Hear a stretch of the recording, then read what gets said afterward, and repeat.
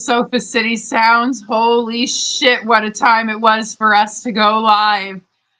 Wow. This is my second interview back, and we're like in 2 days, back to back 2 days after not being around since April. Guys, please introduce yourselves. I'm Dan. I play car in Spades GT, and I'm super stoked to be here. It's gonna be fun. And I'm Sean. I'm the bassist. I'm relatively new to the band, and I'm looking forward to being on the show. I'm Oh excited. yeah. I'm really excited because I haven't had the opportunity. I partied with you guys lots, but I haven't had the opportunity to actually sit down and chat with you. So, welcome to the show, and thanks for being here. Almost Always. tripped over the Always. wall.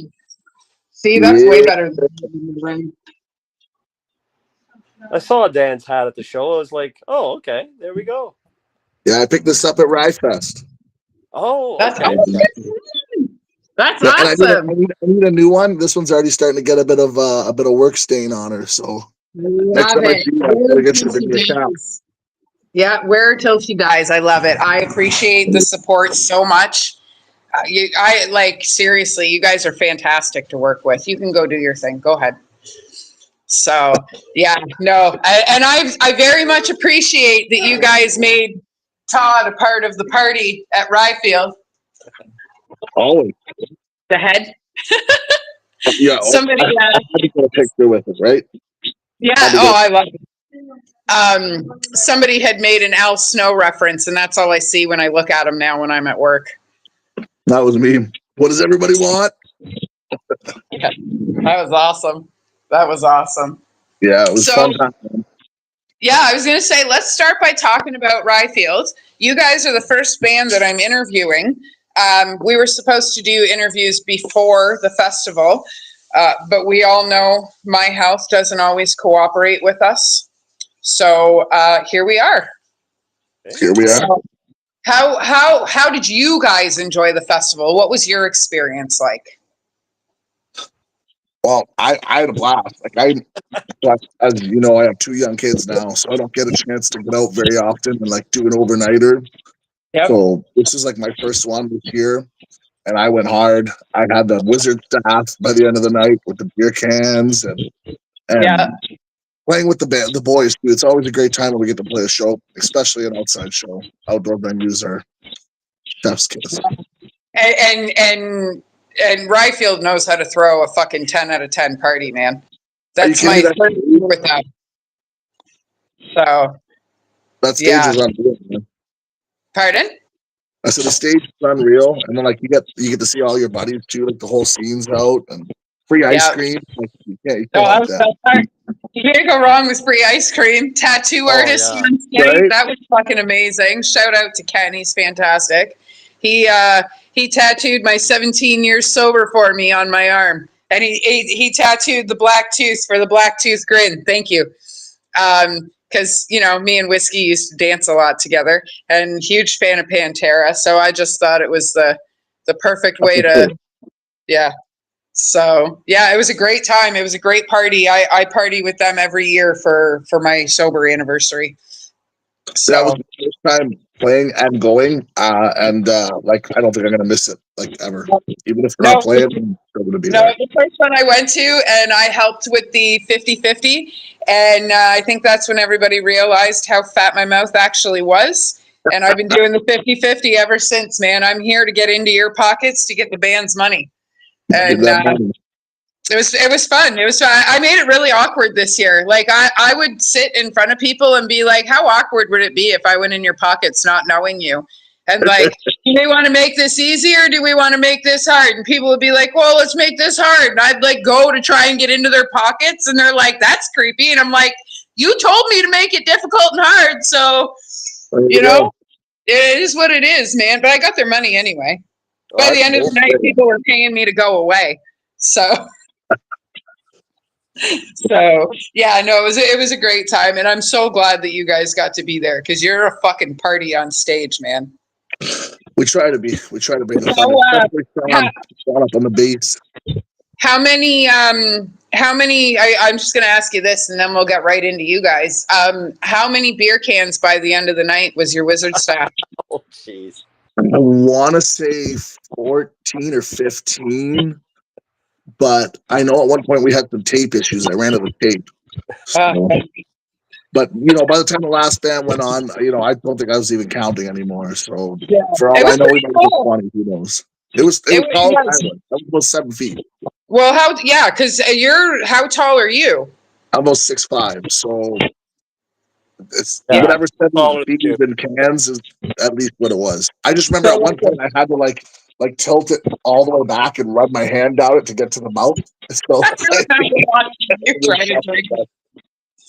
is that a regular thing?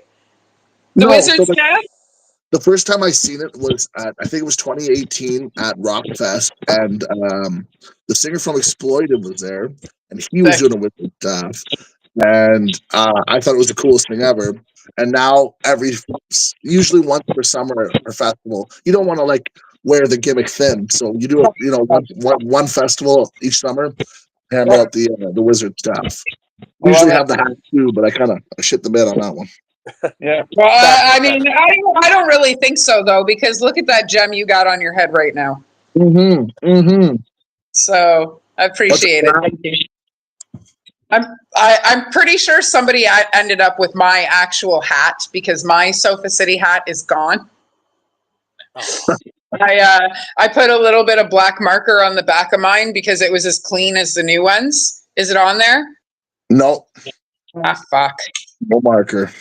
Yeah, it's hard to tell, but just sweat. Yeah, that's unfortunate. So I was hoping you had it. So Sean, you're new to the band. How long have you been kicking around, sir? Well, in this band, when did I start? Would you say, Dan? I think about 4 months ago, maybe now. No, longer than that. I think longer than that. We had you on board. I think before the record, so like January, late January. You just released the record. Yeah, like about 2 weeks. I was about 2 weeks before the record got released, but I wasn't on the record for the recording. So while you were with us when we went to the studio, I'm pretty sure, weren't you? No, it was sort of just the Matt, the other artist I play with in the House of Haunt, and he kind of like at one point he was like, "You're joining Spades GT," and I was like, oh, "Okay, I am. Cool. I'm in Spades GT now." And then I remember coming over to your house, Dan, and we jammed through a couple songs, and you're like, "Oh, okay, you're in for now," and. Right, you're always in for now. You're like the Jason Newsted over here. But I'd say probably April.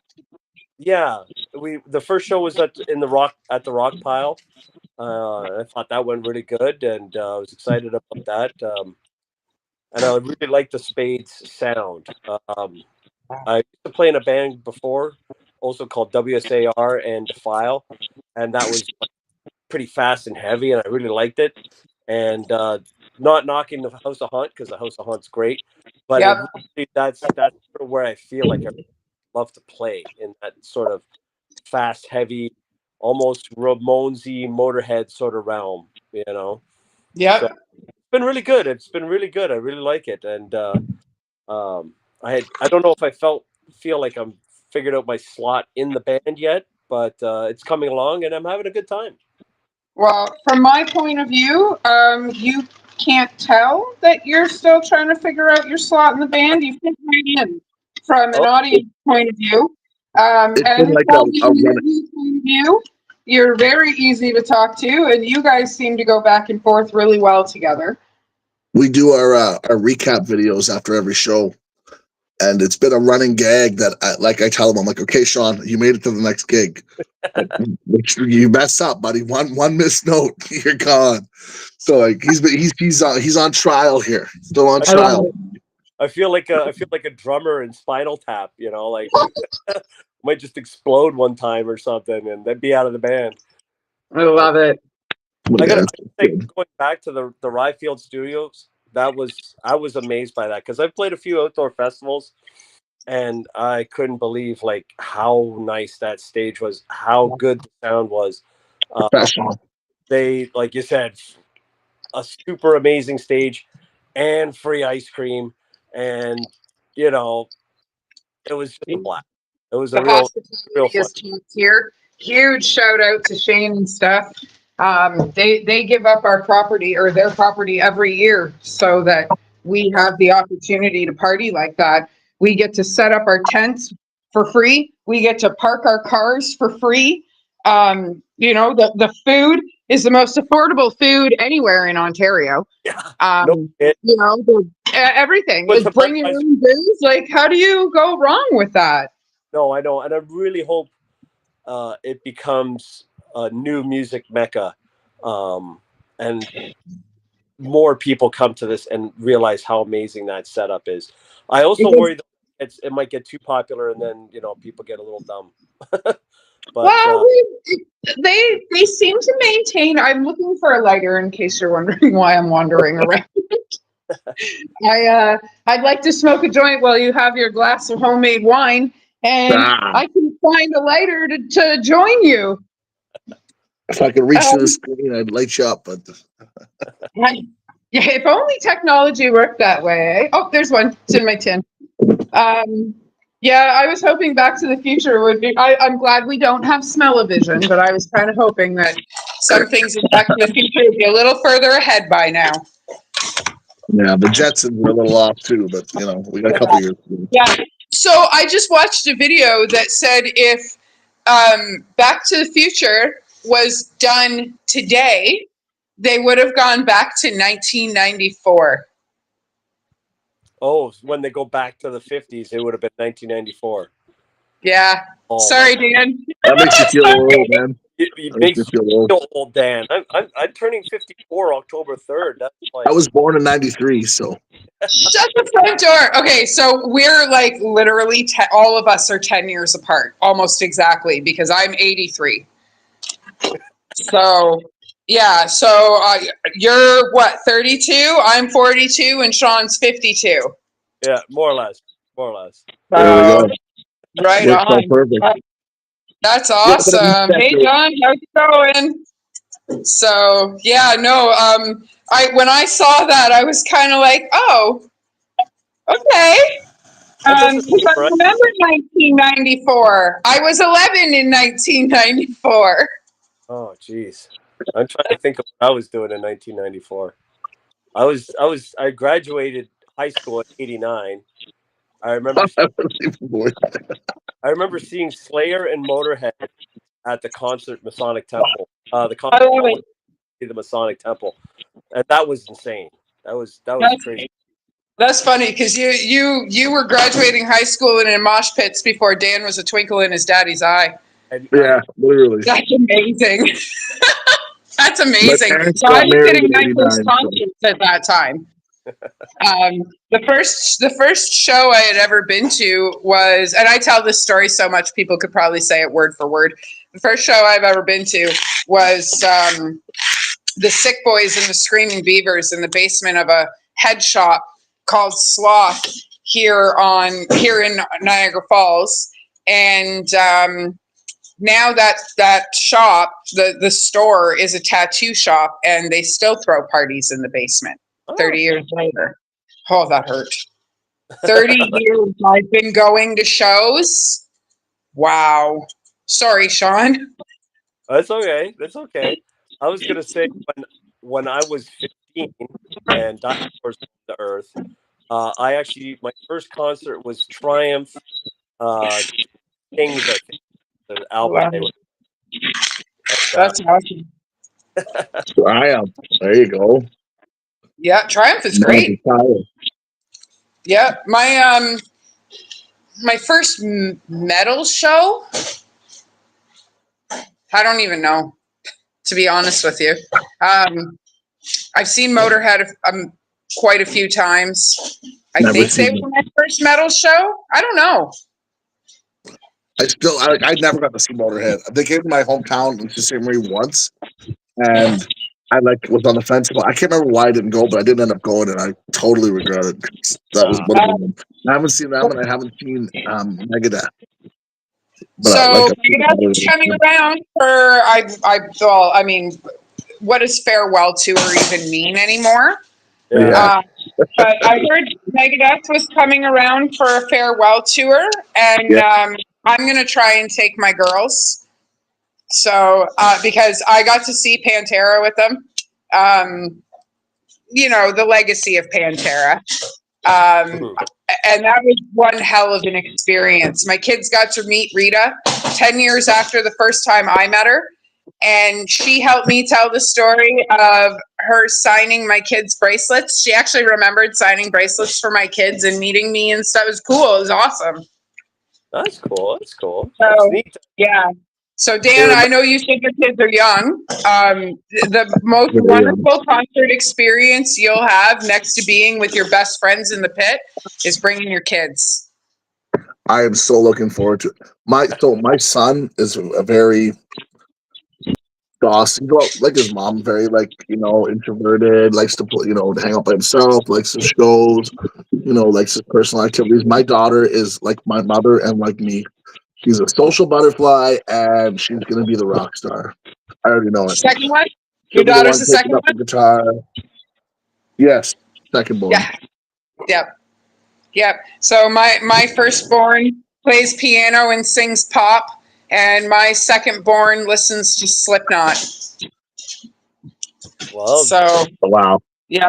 The first shows I ever took my kids to, Aura, why do you have to play with the loudest toy in the house? The first show I took my youngest to was Slipknot, Gojira, Behemoth, and Volbeat. She was 6. Nice. Wild time. And the first time I saw Iron Maiden, I was 9 months pregnant. The second time I saw Iron Maiden. Pardon? I seen Maiden in 2017 at the ACC. But the first show I ever seen with my mom was Anvil, actually. It was right when the documentary first came out. And I played that show. And I remember my dad lives in Cambridge, and he came to Sault Ste. Marie at the time. Just like he was randomly there while I was playing the show, and Anvil was there. And me and him got so tanked that they kicked us out because we were spilling beer all over the monitors. But I remember that was the first like my mom would come to a lot of my shows, but that was the first actual metal show that we had both been in the same room for. And it was an experience, man. It's super cool. That's awesome. That's really cool. It is an experience. I can't say that I've ever had that experience with either one of my parents, but I hear both of my kids regularly talking about the experiences that they've had at shows. And it warms my little black heart. I love it. I love hearing them talk about it because it's something they're going to remember years and years from now. Hey, Mom, remember when we got pulled into the mosh pit and those 2 big houses pulled us out? Yeah. That's, Four memories. Yeah, that's like last year, and I found myself thinking a lot of those moments. But all my bands throughout all the bands I played in my whole life, she was always there supporting me 100% of the time. She was like the black sheep of the family, always rocking and riff raffing, and wherever there was a party, my mom was there. So I got a 10th of that out of her, and I'm told I keep up with her for the most part. But I tell you, my mom, bless her heart, she was quite a rocker, man. Well, that's wonderful that you carry that. Of course. It's wonderful that you carry those parts of her. Yeah, and now my daughter does too. So now I'm on the other end of it now. I gotta raise a girl like that who's gonna be the rock star and go out to the metal shows, and I gotta start posing with axes and display pictures already just to keep the boys away from her. That's awesome. Yeah, I gave Mia a set of drumsticks, and now I live in an apartment, and there's a drum kit in my house. So I got an electric kit right here. Drummers are always in demand. I got the bass guitar, the electric on the wall. Mm-hmm. Down here at the recording studio. I'm editing our recap video right now for our last show this last weekend. There's Johnny Boy cameo. Yeah, I'm in quite a few of your recaps. Actually, I'm really happy about that. So yeah, you have had you've had like 4 or 5 that I'm in. So that's awesome. I'm glad that I get to be a part of that. I've partied with you guys at the Rock Pile. I've partied with you guys at Ryefield. Where else have I seen you guys? I imagine we'll see you at the Walter show. Are you coming to Exploited? Yeah. Yes. I asked Matt Patterson to hold on to 2 tickets for me, and I should probably make sure he still has them. Do you guys have tickets in case he doesn't? We have a few. I would be the guy to talk to, but I can put a good word in for you. And you know what? We'll make sure you're there. No matter what, we'll make sure you're there. Yeah, I appreciate that. Thank you. I very much appreciate it. Well, it's almost set in stone that I have to party with you guys when I find a way there. So, yeah, especially for you guys opening for the Exploited. That's fucking sick. Let's talk about that. How did all of that start? So we played with the Exploited last year at Lee's Palace, I think it was. And a wild story about that. So our other guitar player, Matt, he sings on a few tracks on a new record too. He's doing a lot of vocals. Great guy. He ended up taking off early because he had some health issues, and so like we dedicated our set to him, and like literally we were at the show ready to play, and he had to take off and go deal with some stuff. But we played our brother Jay Beard. He plays in Hellraiser, and he's played in a lot of bands. KM. Anyway, he came in and stepped up and helped us out for that show, and we rocked hard with them at the Elise Palace, and then we went and played. I think it was the Brass Monkey in Ottawa. We played with them too, and everything. We had a great time. And then when the opportunity came up, they asked us if we want. Steve Hogue asked us if we wanted to play with them again this year. It was a no brainer, you know, especially at the Rock Pile. Like the Rock Pile's home base for us. Oh yes. Yeah, absolutely. Shout out to Steve. Fantastic dude. Legend. Running into him. Pardon my voice. Like I said, I'm pretty hoarse here from singing this last weekend here. You're good. We can understand you. Yeah, you're good. So Sean, you mentioned that October 3rd is your birthday, and we're throwing you a party here in the Falls. Yeah, I know. I'm looking forward to it. It was just like I saw, hey, October 3rd. Oh, hey, look at that day. Yeah. Actually, back. I don't know if I have it up here. I played a birthday show opening for the Misfits with House of Hunt. So it's like kind of like comes up every once in a while, and I enjoy it so much because everyone gets in a good sort of feeling vibe. And I'm really looking forward to it. We played the first time with Spades at Camp Cataract. And I played there one time with House on, and I thought that is a great bar. It's just got such a cool space, right? I love it. Sorry, what? Like, it's a neat little space. Oh, it got a little broken up, but I was going to say it's a great bar, and I really like the Falls. And it's funny because I always sort of thought the downtown touristy area was the Falls, and then I was like, oh, it's like a whole other town that's kind of connected, and it's got a really good vibe. So I'm looking forward to coming back there. And then on the 4th, we're playing Windsor at the Cherry Lounge or something, right? Cherry Rock Lounge, yeah. Cherry Rock Lounge, which that was a good venue too. I really liked it also. The crowd we had there was more into the really guttural metal. Yep. We still got a really positive feedback, even though we were a little bit of the odd duck in the group. But they really liked us and want us back, so we're gonna make it happen. One thing I noticed at Ryefield with you guys, the second you guys got on the stage, the energy in that space shifted. It was like you guys shook everybody in the audience. Like, I mean, we were all already partying, but like it was like you guys kind of just came up and were like, "Come on!"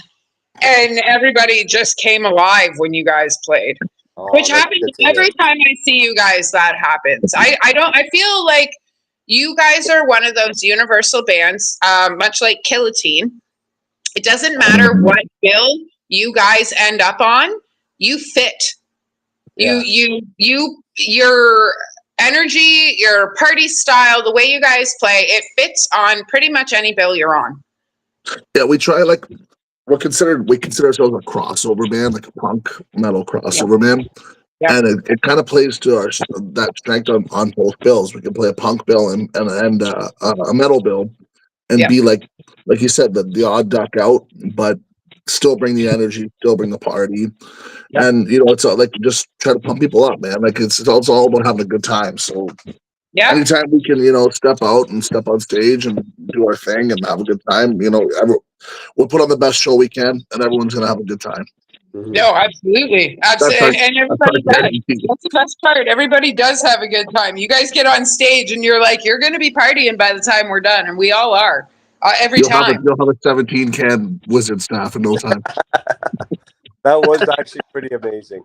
But, That was pretty amazing. I think I have a picture of you with the staff must be about 6 or 7 cans high. And you've got Todd's head in the other hand.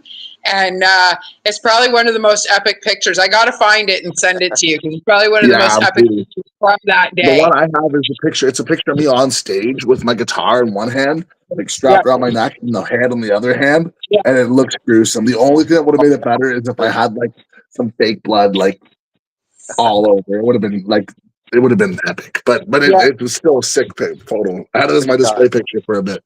I love that photo. Which I loved because you had a Sofa City Sounds hat on too. So I love that. That was a great picture.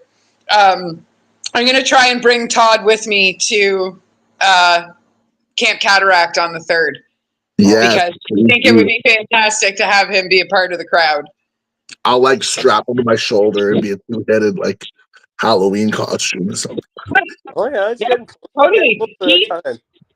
You can toss that motherfucker around and nothing's going to happen to him. We have grabbed onto his hair, one person on one side and another person, and just like yanked and reefed and nothing. It isn't going anywhere. It's like one of those top quality salon dolls. And he actually looks like one of my good friends, Alex Prouton. He owns Thick Fist Entertainment or Thick Fist Production. Thick Fist Events. I'll get it right. Sorry, Alex. But yeah, Alex and Todd look exactly alike. And that's why we bought Todd, was because he was so similar to Alex. And I don't think the two have ever been in the same room together, to be honest with you. You gotta change that. Like cornrows or something like that. Yeah, we should do that to him, eh? Like give him some like braids or something like. Yeah, he's got an earring now, so like he's upgraded. Moving up. Maybe a nose ring next time. We'll bring something to accessorize with. Excellent. So you guys are playing with GFU, the Shitfits, and St. Scatherine's. Now, shout out to Matt Grippy because he's the one who pulled this together. He's the one who called me and said, hey, we need a spot. We were supposed to have you guys, I don't know if I've ever talked to you guys about this. We were supposed to have you guys out for Dayglow Abortions, and the show got canceled, and then the show got rescheduled, and they ended up touring with bands instead of us getting to pick the bands that were on the bill, and that's why we didn't get to put you guys back on the bill. And I don't know if we've ever had that conversation. Now we're telling the whole world. I don't know if we've ever had. I know I'm awkward about shit, but like, why not, right? This is how things happen. So, well, I felt bad. Sue Ann and I felt really bad because we had no control over that, and we really did want to bring you guys back. So this happening next weekend, I'm fucking stoked because we finally get to genuinely have you out to our neck of the woods to party with us. So before Sean was in the band, Johnny and I are from Sault Ste. Marie. We had a band called Jack Spades, and then I moved to Barrie during the pandemic, and then he ended up moving down with me, and we kind of were like, let's reignite the band. We brought Tyler on board, and we ran through the list of bass players, but our first show with Tyler as Spades GT was with Dayglow Abortion at the Queens in Barrie, and it was a sick show. We had a great time with them, and Yeah, I do remember the tour you're talking about. We were supposed to play with them in Barrie too, I think. But Yeah. it's it's all water under the bridge. It's not a big deal. Like we're not too concerned about it. Hopefully, those guys stay in good health for a long time, and there's another opportunity for us to get on stage with them again soon. Like it's Canadian punk rock, baby. Like we're Sometimes ready it's for just it. nice to put those things on the table, though. You know what I like? I have ADHD, so I think about things from 15 years ago that I know you've forgotten, but I haven't forgotten, right? And until I have that conversation, or the however the situation is, I will think about it for the rest of my life. So, Yeah, it's so understandable. it just, I don't know. And being a promoter, there's an opportunity to work with 1,000,000 bands, but I only get to work with 1,000. You know what I mean? Yeah, So absolutely. not wanting to lose the opportunity with you guys was key. I've always had great interactions with all of you. Tyler and I, every time I see him, he's a fucking blast to hang out with. Shout out to you, My Tyler. brother, Sorry you're not my here brother. with us. It's only right we have those conversations and make sure that everything is good, right? Because I feel better about it, and I know everything's good. So I played Camp Cataract. The only time I ever played there was with Fast Life. I think it was about 2 years ago, I and was we at had that a great show. time. Yeah. And, like the one thing that sticks in my head from that night is they had like giant pretzels. And Yeah, I'm like fucking, Pretzels? pardon my French. I'm stoked for giant pretzel. Like that's on my hit list for Niagara Falls. did you just Oh, pardon your fuck? Because you can swear, we don't Okay, care. I wasn't sure. We never like went over that brief, but yeah, Really? Because I've said giant fuck like pretzel, 15 times. giant pretzel, man. And the stage great. The sound's always great. The Yep. staff there is amazing. Those guys are really good. Yep. And it was a great turnout. And from what I can understand, like this coming show with Spades and GFU and our brothers in GFU, man, we just played with them in the Newmarket, and we Yep. were talking about it. Like we're stoked for Niagara. It would have been nice to have Fast Life on the bill with us too. Those guys are working really really hard, but they got some other stuff going on, and we're gonna join up with them again. I think on the 25th, I want to say at Coops and Barrie, and then earlier that day we're doing a show in Aurelia for like a fundraiser for I think it's to get cats spayed or something like that for a veterinarian home. yeah. It's going to be a super cool show. But Sweet. first thing on the bill is Niagara Falls, man, to kick off a wicked weekend. Niagara I'm Falls so and then stoked. Windsor. I can't wait. I can't wait for that. And once things are going with Fast Life, I also throw parties at the dive pub. It'll be a Thursday night, but I promise you it'll be a full room. So Those guys we'll are work dancing, around man. your schedules to get you guys out here. And Don't once sleep they're on the ready to food go, on the food. Fast Life, they were fantastic when you guys they're played out good. there. You guys were fantastic. I don't know who it was, but one of you put your sticker on my little red Honda. She was covered in Band-Aids, right? Because she was covered in dents. So I would take band stickers, Band-Aids, and I put them all over my car. So yeah. So I drove around with the Fast Life sticker on my mirror for probably close to a year. I drove that poor little car into the ground. I that's one thing I love about the music scene down in Southern Ontario. It gets bigger and bigger, but the people that we all like bond with, like you're making connections for life, and like everyone, like there's such good people that you meet. You know what I mean? Like of all walks of life, people are at different stages and stuff, but it's a connection, man, and it's really solid. DFU, the Fast Life, those are our boys. Like we're all like one big family. We play all together all the time. And then there's extended too. Like there's great bands, Bird Knives. Like there's all these other bands in the Toronto scene that are like deadly bands that we play with all the time. And it's The kind of list cool, is man, to have a too scene. long. The list is too long. I remember my mom said to me a little while ago, she goes, Amanda, there's no way you have 4,000 friends on Facebook. And I said, well, doing what I do. Now, Yeah, granted, I probably don't know 1,000 of them. Maybe 4 of them are family. So 1,004 people we can just kind of put aside. But we do bond, because when you listen to music with somebody, your DNA mixes, your DNA changes to be similar, right? It's a spiritual experience, right? Like music, it's a language of the heart, Yeah. So like So you we, bond yes. really tight with people.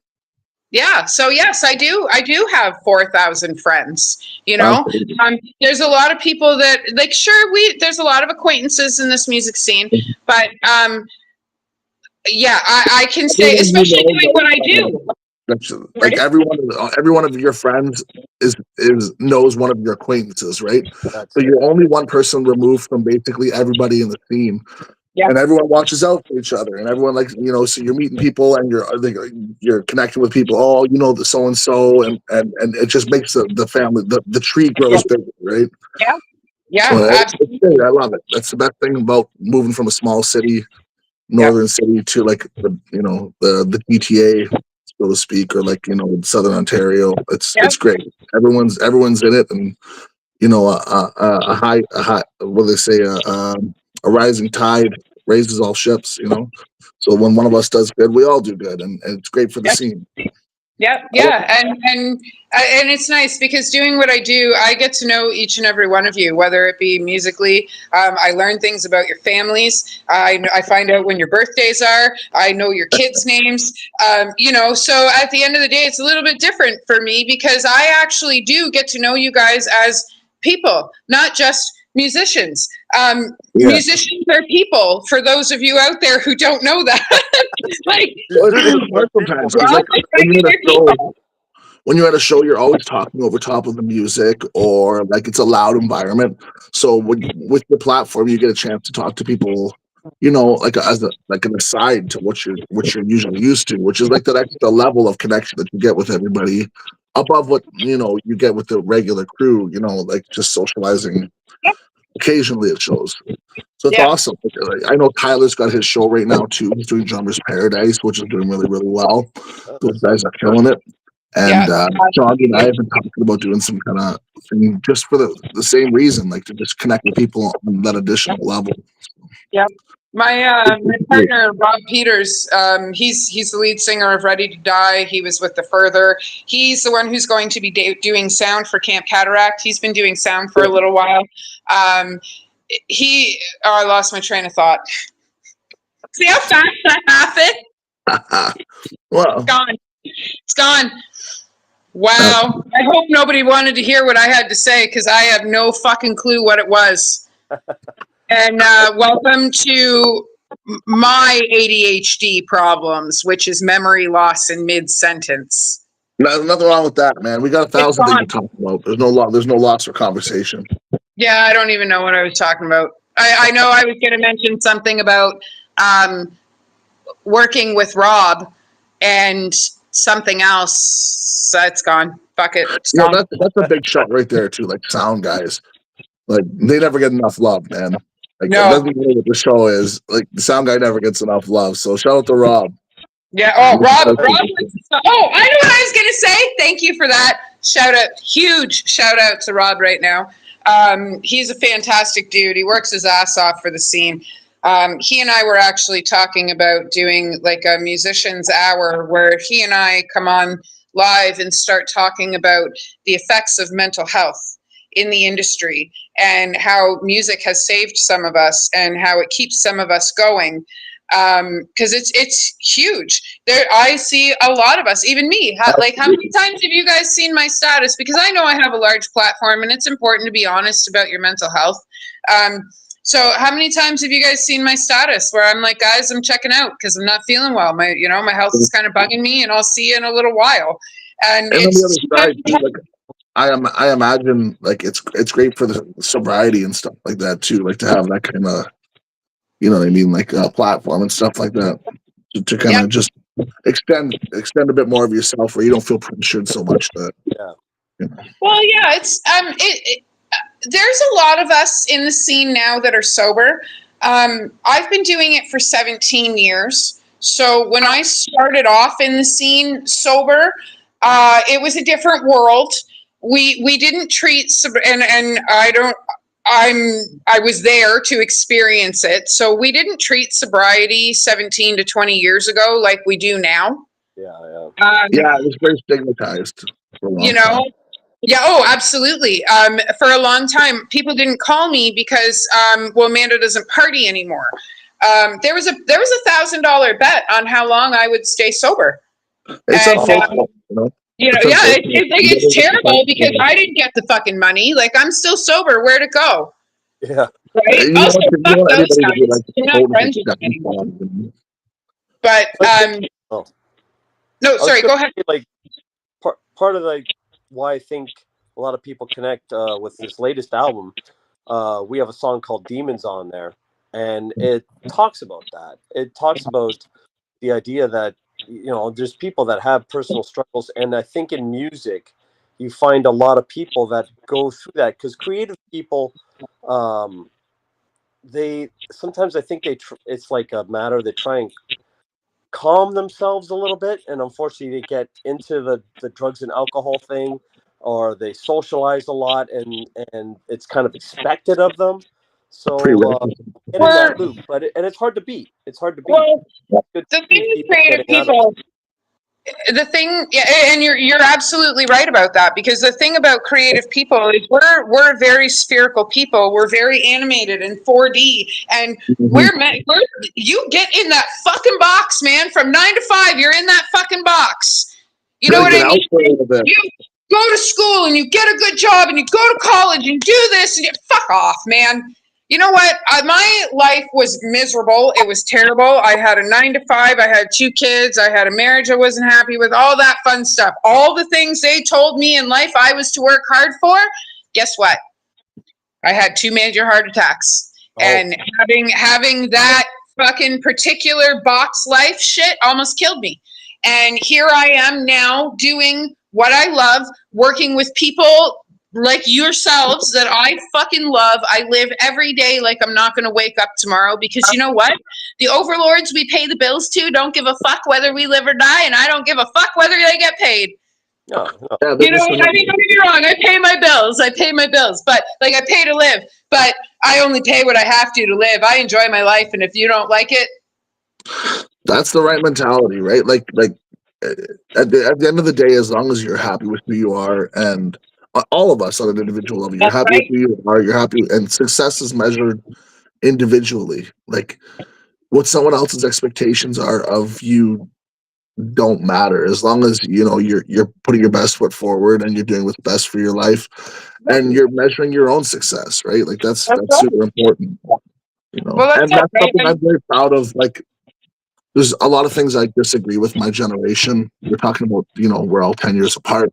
My generation has been rough in some areas, but a big leap forward that I feel like we've made is kind of realizing that, like, our success is self-defined. You know what I mean? Like, we don't have to have anybody else tell us what we need to be, who we need to be, right? Like, it's just kind of like a very and being very accepting of everybody else in that stage too. You know what I mean? It's not for us to cast that stone and judge somebody else and their, you know, their walk of life. Everyone's at a different point in their life and a different journey, and just be accepting and be open, and, you know, let everyone let bygones be bygones, and let everyone be, you know.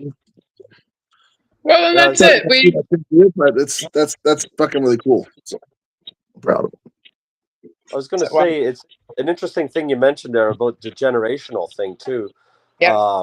Like I said, I've being a little older, I've seen different things go on, and I think the great thing that came along in Dan's generation and stuff like that is that you don't have the gatekeepers you used to. If you want to make an album, you want to make a song, you want to record a CD, you don't have to go through a studio, you don't have to answer to no one.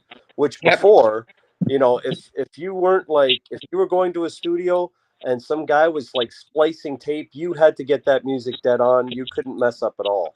Yeah. And in some ways that was good, gave you very good quality music, but also it stifled a lot of creativity too. Like, you can, if you can make an album of banging rocks together and it sells, amazing. All the power to you. Absolutely. Before, that never happened. I totally agree, Sean. Like, a lot of that's technology too. Like, technology has given us the tools to kind of be a little more independent. Like, even music as a whole. Like mainstream music is very four chord, pop oriented, and I think the reason rock and punk and metal is able to be successful without being the focal point is that you can kind of cater to a niche audience that will almost like cultivize you, and link on to you, so you can be successful in that genre without needing to be massively successful and have labels dependent on you and everything. Like we did our album with Kyle Marchant out of Toronto, and I think it's Room 21 is his studio, and he was great. He just kind of like let us take the reins and do it. He threw some suggestions in here and there, but you know, like you said, Sean, like 20 years ago or 30 years ago, that wouldn't be the case. Like you play what the record company wants you to play, and if they don't approve of it, it's not being released. Yeah. Mhm. You get a little more of that creative outlet too, which is kind of cool. Yeah.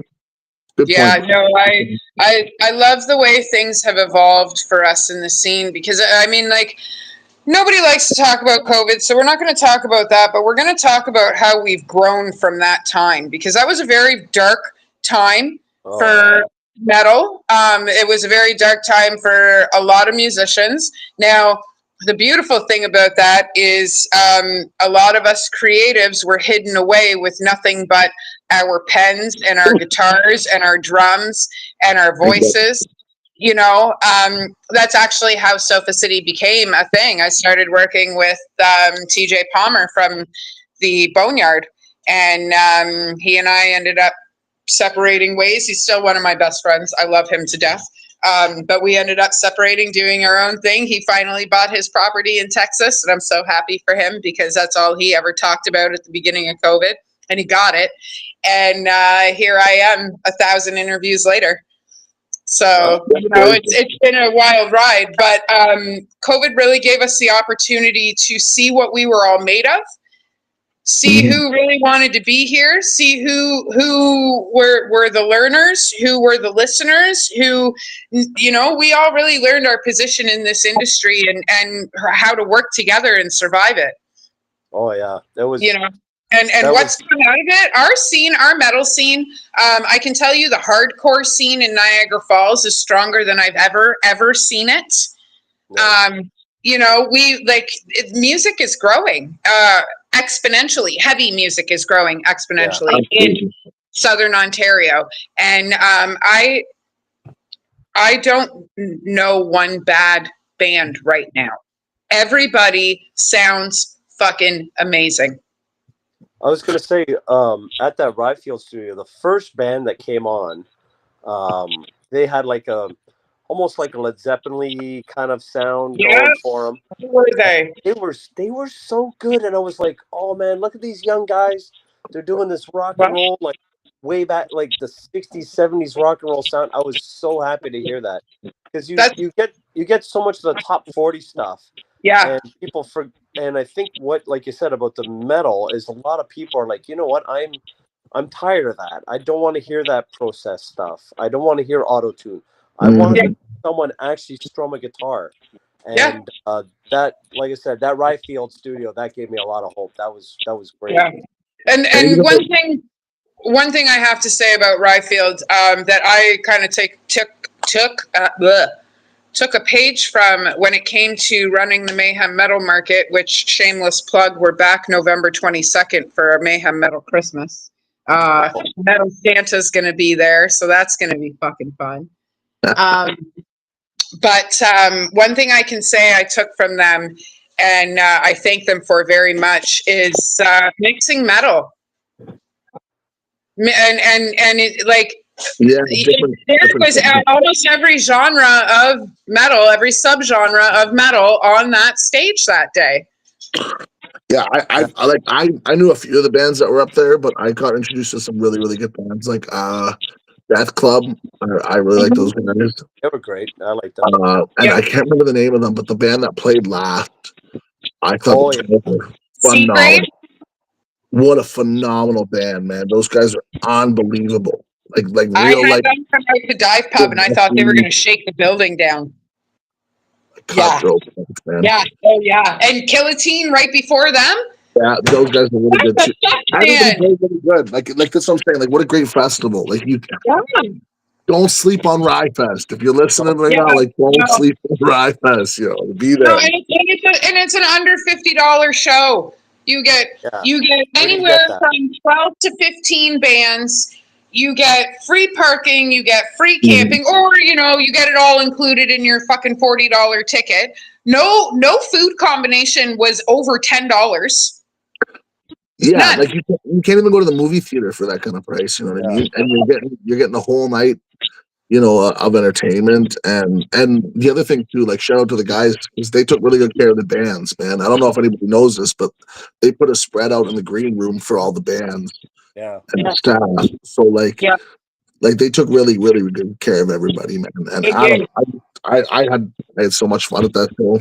I hope they bring us back next year, and if not, doesn't matter. I'm going to be in the audience building that wizard Right. tower again. The wizard staff's coming back. Yeah. Yeah, well, I'll be there for your money. I'll be there for your 50-50 money. So next year the bands that are on stage can get paid. And it goes towards the production, and it goes like I just take your money and they distribute it. So I'm gonna wear the pants with the most pockets and make you work for it. well, there better be hundreds in there, boy. There better be hundreds. 100 pockets. One of them has a C note in it. Well, listen. Like I either get to record the whole thing, or there better be a few hundred in there. So we need evidence for the year after. That's what they should do. We should talk about doing next year. Steph and Shane, if you're listening, they have that huge blow up movie theater. We should yeah. Oh, So wouldn't it be really cool if like home videos of all the bands that were playing that night were on there? Well, we have our Like recap from this last past one, which was really, really fun. And like, I know a lot of people are like, it was great having like Miles there with the photography and stuff like that. But hey, I'll come out and like shoot some video and stuff too, and we'll have a good time. Yeah, it's absolutely, man. The more the merrier. Yeah, it's easy to do a good thing. Yeah, no, the more the merrier, and yeah, definitely huge shout out to Miles. Miles is one of my best friends. Yeah, he's a great dude. He takes care of everybody with his camera, and I appreciate that. He documents everything. He's been responsible for like at least 10 of my display pictures. Yeah, he's the man. He is. I met Miles in 2023. He had messaged me about his picture being in Sofa City Sounds Volume 3. And when he messaged me, because I had never met him before, so I was a little nervous, and I was like, the guys gave me the picture, they gave me permission. And he was like, Amanda, this is one of the most exciting things I have ever been through, because you are the first person ever to publish my photography. And really? just like that, he became one of my best friends. So humble. Yeah. And a great guy, man. Yeah. And hugs, 10 out of 10. I don't recommend them though, because I want them all. So yeah, no, Miles is an all around good dude. And he's so humble about it. Like when you're like, Miles, you're the best photographer. He's like, no. And it's like, yeah, you really are. Like he's up there, man. He's really good. Like, there's so many guys, like, that's what I'm saying. Like, not just musicians, but like there's so many people that are pivotal to the scene, that are just around the scene. You know what I mean? Like you and Miles and like all these other individuals that add to what we do, which make us more than the sum of our parts, right? Like all the fans, it's cool that we're playing together and everything, but nobody would know about it if there wasn't programs like this, if there wasn't guys like Miles out there taking photos, and like being the like documentarians, like the historians of basically the Toronto music scene, like holding it down and really, putting the evidence out there. And you know what? I hope everybody gets their flowers, man. Miles included. Yeah, no. Absolutely. Yeah, no, and it's such a wonderful thing that everybody gets recognized. I'm going to try and do this really fast. There's Karina Davey, there's Miles LeBlanc, there's every band that I've ever worked with. There's Steve Hogue, there's Jake Disman, there's Rob Peters, there's Sue-Ann Chimay, there's Jillian Underhill, there's Katie Gata, everybody who works at the warehouse, Sonic Onion, who owns the warehouse. You've got people like me who are on podcasts, and you got people like Tyler who are expanding the drum community. There's so many of us that need a mention. That's who I could think of off the top of my head. Noel Peters, Keith Evanston. It just keeps the list keeps going on. Yeah, it's like every band has an army behind them. You know what I mean? We get on stage, it's not just the band. It's the scene behind every band. You know what I mean? Like it's just for every time you see 4 or 5 guys on the stage, just know that there's 10, 20 other people behind them that are pushing and promoting and sharing and expanding the scene, which amplifies everything. Which I agree. Thank you to all those people. Oh yes. Yeah. Sure. And also, we do it for the family and friends and all those people. We make the fans, a huge cheers and shout out to every single person that comes to our shows and tunes in to listen to the podcasts and buys the merch. Buy the fucking merch, guys. That's how we keep doing it. Buy the merch. Pay to get in the door. We don't support our friends by getting in for fucking free. I can't stress that enough. We don't support our friends by getting in for free. Pay the fucking bands. Yeah. Don't give promoters such a fucking hard time about wanting our bands to work for their shows too. Like we try hard, we work hard, we spend our money, our time, our effort, you know how many inboxes I'm in, you know how many people are sick of my bullshit, but we do it because we want those shows. We want next Friday night. We want Mayhem Metal Market. We want maybe possibly a 2-day camping festival in Niagara Falls in 2027. But you didn't hear it from me first, guys. Sorry, I wasn't supposed to say anything. There's a lot of people that make these things all go, and we don't get to do it without each other. Every single one of us plays a key part. The musician, the podcaster, the producer, the guy who does the audio, the sound guy, the guy who goes and grabs the broken drum skin and fixes it, the dude that pulls up the fucking microphone because you knocked it over and he can't pick it up. The swapping out guitars, the making sure that the fucking beers are cold, the bartenders, the bars, the venues. The venues is a huge thing, and it's so hard because, again, I know we're going back and talking a little bit about COVID. That took such a chunk out of great venues, and it's starting to come back. It's starting to come back. So many venues fell. Yeah, and shout out to the venues, namely Dive Pub in St. Catharines and James Hudson, because they took a huge chance on me. They're a karaoke bar, and they took a huge, I see you laughing, Sean. They're a huge karaoke bar in St. Catharines, because St. Catharines is a college town, and they took a huge chance on me. They gave me their Thursday nights, and they said to me, Thursday nights are dead, and you can basically do whatever you want. And the last show we did with Seagrave and Ready to Die, Catastrophic Hemorrhage, Cruel Intent. There's one more, Beguiler. Tell me that's not the sickest, dirtiest fucking bill you've ever heard of. We sold that bar out. That's the busiest night that bar's ever had, and we're so grateful they took the chance on us. They're going to let us come back and do it again. Good for you, and good for them. That's what I'm saying. Like, there's very few venues that'll take that chance on metal and punk and rock, on original music. So shout out to all those bars that promote that kind of music for sure. Yeah. Good show.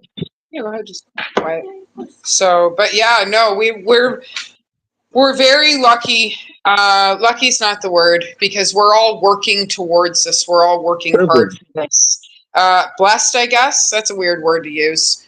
For me anyway. But we're all it's the universe is working in perfect timing. We're in time. If not, we're gonna force it to work in perfect timing. It's everything. I say this all the time because I have a Millhouse asparagus tattooed on me, so I can. Everything's coming up asparagus Millhouse, and I'm so happy about it because things are changing. All the bands that I've been working with are all doing significant things, like you guys, Evil Villain, opening up for the Exploited. Evil Villain, those guys are deadly too. Guillotine, they're all seasoned musicians, but those guys were only together for 6 months, and then they went to fucking Germany. Oh, Like, yeah, they went together for like 6 months, and they won the walking battle. oh, We got some stuff cooking. Good. Long term too. I don't want to give away any secrets, but we got some fun stuff coming next year for sure. Good. Excellent. Yeah. We'll be getting a hold of you guys most likely for the summer because we became partners with the Exchange, and now we get to do the Mayhem Metal Market twice a year. We get to do a summer bash, and we get to do a metal Christmas. So that's awesome. Gunfire? Maybe? I heard some banging around. I said gunfire? I wish. It's my bull mastiff getting mouthy. Oh. Yeah. I have a 2-year-old female bull mastiff. And wrap it up and fill my bowl. Well, yeah, and that's the thing. Like, she's got this red Kong ball where like you spin it around and treats. Yeah. But I ran out of treats, so I used the cat treats. Don't judge me, cat animal lovers. Don't judge me. I ran out of the dog treats, so I used the cat treats. And now she's obsessed. Obsessed. It's like dog crack. Cat treats are like dog crack. So she's been bugging me all day for more treats. And I put some in her. Now, I mixed it with dog food, and she still ate it like it was treats. But I filled her thing at the beginning of our interview, and she's now she's like, I want more now, Mom, like a spoiled 2-year-old. She's the timer, eh? She's the producer, being like, okay, cut it. Show my dog. I need some more cat treats. Yeah, like if you watch my earlier videos when I first got her, you'll see me go, hang on, guys. And I come back with a jar, like a full fucking jar of peanut butter. And I sat there with the peanut butter next to me on my leg, and she licked that jar of peanut butter for a half a fucking hour. But I finished peanut butter. Like dogs and toddlers both. Like my son loves peanut butter. Yeah, I don't know what it is. Yep. And she sat, and that's what I did. I fed her a bag of treats once on an interview, so that she would be quiet for the interview. Can you please get her a few treats? No, you get her a few treats, please. No, it's handheld, my dear. You can take the sandwich with you. I don't want to get You're eating and I'm working, so let's finish this when I'm done the interview. No. So that's the joys of working from home. Is I'm always on, whether it's my family, my dog, or my job. May I have my 5 minutes of fame? So when I'm done, yeah. I want to do it on live. So, but yeah, I guess we're gonna have to wrap this up. I'm sorry, guys. I could sit and chat with you. All right. Yeah. We'll come back for round 2 in the springtime. We'll come back for round 2. Yeah, well, so we're definitely going to have you out in the summer, and right before we have you out, we're going to do the same thing again. We'll re-interview and catch up, and yeah. So when you guys come by next weekend, get here a little early, and we'll do some food for Sean's birthday before we start partying. I love it. Let's do it. Thanks for having us on. I had a great time. It's always good to see you. It's good to hear you. It's good to hear you, doggy. I'm super stoked for this coming show in Niagara Falls. Yeah, and if anybody's still tagging on listening to us, get there. Let's have a good time. We'll have a drink. And I got tickets. I actually have one more mystery bag left at work, and I don't know if it's got a pair of concert tickets in it or not, but it's got $50 worth of merch. And if you do get the concert tickets, it's for next Friday night for the show at Camp Cataract. There you go. Yeah, Get it. I wait Get it. tickets all the time. Aura, that's enough, dog. So on this note, I'm gonna let you guys go. You enjoy your evenings. Thank you so much. It's been a Oh, pleasure. so much Wow, fun. guys. And I'll see you next week in the flesh. Everybody else, we will Okay. see you next Friday. Oh, Sunday, we have Killatine coming into the flea market booth live at 2 p.m. Don't miss that because we're going to be talking about Mayhem Metal Market, where the money is going, because we're giving it away this year and for this one. And yeah, who else is on the bill and things we're giving away and all that fun stuff, what Killatine is up to, and we'll see you then. So Check it it's been a out. slice, guys. Good night. Awesome. See ya.